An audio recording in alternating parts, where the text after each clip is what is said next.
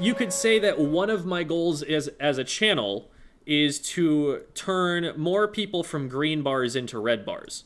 That has kind of always been part of the goal, even before this was Squid School, even before Bravus even had a YouTube channel. One of the underlying core values of everything we did was esports right now is a pyramid. At the top end of that pyramid, the smallest proportion of players, the best ones, those are the ones who get the most attention. Those are the ones who get the most media coverage. Those are the ones who get the budgets flung at them to try and do what they're doing better. Those are the charismatic, the best in the game. Those are the people who in esports right now get the lion's share of attention and money and everything. But there isn't currently in esports anywhere near as good of a ladder from the bottom of that pyramid to the top. That we don't have the equivalent of recreational sports leagues. Like, basically anywhere you live in the country, if there's enough people to do it, you can find, places that have like a soccer field and they're trying to set up games between groups of kids. You can, learn how to play tennis. You can go out and play flag football or something. Like, there are ways to access athletics regardless of skill level, regardless of age. These leagues exist for young people. These leagues exist for adults. And in esports, we don't have anything near as consistent as that. Now, part of that is because esports have their own unique challenges. Esports are video games. They are commercial products. One does not sell soccer to you. They may sell you cleats. They may sell you the ball, but they don't sell the game of soccer. Therefore, there is no incentive for them to come up with a sequel to soccer that outperforms the original soccer. There's no such economic pressure to outmode and invalidate the previous versions of what already exists. On top of that, there are going to be fewer competitors. Whereas, on TV right now, you've got like football, basketball, baseball, soccer in most parts of the world, or football, for those of you who are out of the United States. You'll get some like tennis, some golf, but those are like the major ones. And you've got that kind of competition right now for a single genre of video game. Like, I can name that many shooters that have competitive esports scenes right now that are fairly active in esports, and that's just first-person shooters. Now we move on to sports games, we move on to fighting games, we move on to MOBAs, RTSs, battle royales. There are so many different things just in the competitive esports scene that are all vying for the limelight right now. And since there are so many and they're being replaced so quickly, it's hard to pick one and actually build a community around it. Because esports is huge, but how do you get different people who like different games to look at the same thing? It's really hard to do that compared to athletic sports. So, all of that being said, the point here is that it's much more difficult to get people into the competitive side of this game because it's fairly small and because the as far spread out as people are, it's much harder to form local communities around the competitive scene. It's much harder to find teammates because you really have to go online to find them. You really have to. My first team, it was like people are from Canada, people are from the East Coast, people are from the West Coast of the United States. And that was how far away you would have to go to find those ideal teammates for us. So the hope with the channel all along was to help start adding those lower rungs of the ladder to get people up to top level so that they can access resources that normally would only be afforded to top players via paid coaching, via the access to the best players in the world who have limited time, and to try and help people rise up to the point where they actually have a shot of getting up to that higher tier. Finally, I come to the question of, what am I taking away from this? Like, what is my channel going to do in future as a result of this information?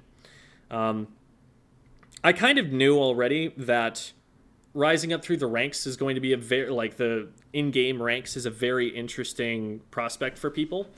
And I've run into a little bit of a dilemma with making new content about that because of the way that Splatoon 3's ranking system works. First of all, the game is similar enough that everything in the How to Get Out of Ranked series from Splatoon 2 still carries over, and it feels redundant to remake those videos. Those videos would probably do really well, but, like, it also feels a little bit, like, disingenuous. They won't do as well as the previous ones did. I just don't like the idea of repeating the same thing because I know it'll just keep making me more money. I want to keep, providing something new. And I don't feel like there's too much new to say about it. There are a couple, maybe like the B and C rank videos especially could do with some touching up. There's some old understanding of the game built into those, and since the process was so new, I didn't have quite as good of an eye for spotting patterns in the play of the lower level players, because this is the first time I'd been looking for them. So I wasn't able to use prior analysis to form those ideas. But even if I were to try and remake even those videos, the problem is that Splatoon 3 ranked works very differently. The ranks are much looser, and it takes much less time before you just get to X rank, and you're able to play using a Glicko power. I think that it is much more realistic for anybody who has the interest in doing so to just go and play straight up to X rank. It might take some people more time than others, but I think everybody can get there if they want to. Whereas in Splatoon 2, it was a significant enough time investment that it was a lot more difficult. There were some people who were just never going to play the game as much as they needed to in order to get that high. And well, you could say the same thing in Splatoon 3, but less so, because it's so much easier. Easier not just in terms of the time investment, but also just in terms of the level of skill involved. Because getting into S plus in Splatoon 3 is the equivalent of hitting S plus 0 in Splatoon 2, whereas in Splatoon 3, you had to get to S plus 10. And those ranks up definitely meant something. I could feel the difference between S plus 0 and even S plus 5 or 6. Let alone getting up into S plus 9, where it was basically like X rank dropouts and who were bouncing back and forth, trying to learn enough that they could stay there. So the ranking system doesn't mean as much, which means that I don't trust that I'm going to be able to draw as reliable conclusions from one or the other. I feel like making that series over for Splatoon 3 would be repeating myself a lot. I also have the problem that your one rank counts for all 4 modes. So I have way less footage that I can grab from each of the modes. I may well, in just a play session in one particular mode, rank myself all the way up to, past the rank that I'm trying to make a video about, and not even have footage in a particular mode to be able to look at. This also creates problems with the Weapon to X series. The Weapon to X series from Splatoon 2, for those of you who haven't been around as long, was a series where I took weapons that I just do not play at all competitively, weapons that I'm not super familiar with, and I would play them in ranked modes up until the point where I got them up to X rank so that I could learn them. And the problems that I've mentioned here also apply to that video. Number one, that ranking up in one mode means ranking up in all of them. During the Weapon to X series, I could have 4 weapons running at once on a single file, where one would be the Turf War, or not the Turf War, one would be the Splat Zones weapon, one would be the Rainmaker weapon, one would be the Clam Blitz weapon. I'd have 4 of them running at the same time and be able to do the challenge individually on each one, and each one would have its own ranking that way. If I were to do that sort of series in Splatoon 3, I would only be able to do it on one weapon at a time. I wouldn't be able to give people the same variety. They'd just be seeing me, running GooTuber games over and over again, episode after episode. So there's that problem. There's the other problem, which is that I don't have to go nearly as far, which means I don't have to get nearly as good at these weapons to get them up to X rank. And so I'm going to learn less. Because I feel like, for example, with the heavy splatling, between S plus 2 and S plus 6, I feel like I had a very significant jump in my ability to play those weapons. But here, it's a lot more difficult to get that kind of a grind going. I could do that in series. I feel like once I get X rank, that would be a better measure of the abilities and a better test of it than trying to run it in series. So I would prefer to run it there. I don't think that the S+0 to S+10 in series means anywhere near as much in Splatoon 3 as it meant in Splatoon 2. All of this being said, it's difficult for me to structure content around ranked these days because of the way that Splatoon 3's ranked works. And I'm still brainstorming, trying to come up with ways that I can play ranked and show the progression of skills using ranked in a way that, would help for people who are in this audience. That will be interesting, will not be what everybody else is doing.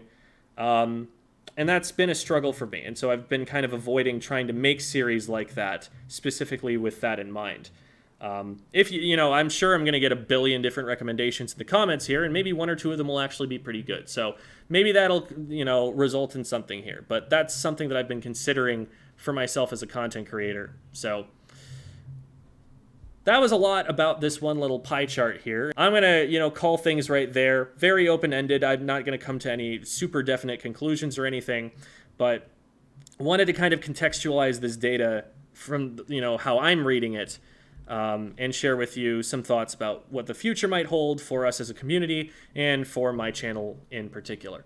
Thanks for watching, everyone, and we will see you next time.